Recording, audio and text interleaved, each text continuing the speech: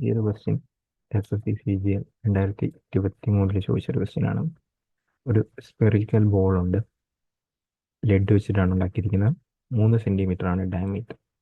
ഇത് മെൽറ്റ് ചെയ്തു റീകാസ്റ്റ് ചെയ്തു. ഓക്കെ, എന്ത് ചെയ്തു? സ്പെറിക്കൽ ബോളായിട്ട്. The diameter of 2 of these balls are 3/2 and 2 centimeter respectively. Find the diameter of third ball. Okay, അപ്പോൾ നമുക്ക് ആക്ച്വലി വോളിയമാണ് ഇക്വേറ്റ് ചെയ്യേണ്ടത്.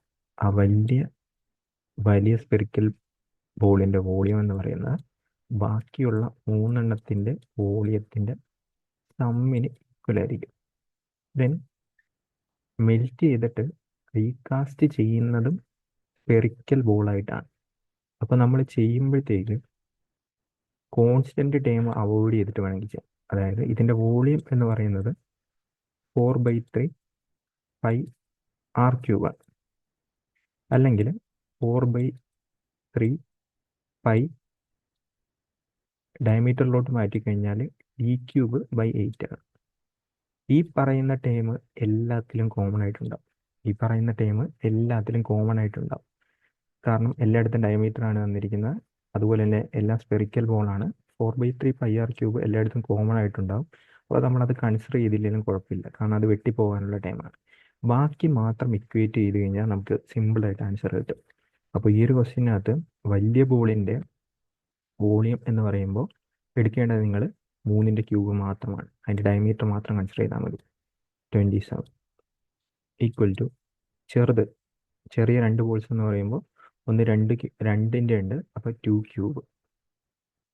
ഓക്കെ, അടുത്തത് 3/2ൻ്റെ ഉണ്ട്, സോ 27/8 പ്ലസ് മറ്റേത് നമുക്കറിയത്തില്ല, d³ എന്ന് തന്നെ വേണമെങ്കിൽ എഴുതാം.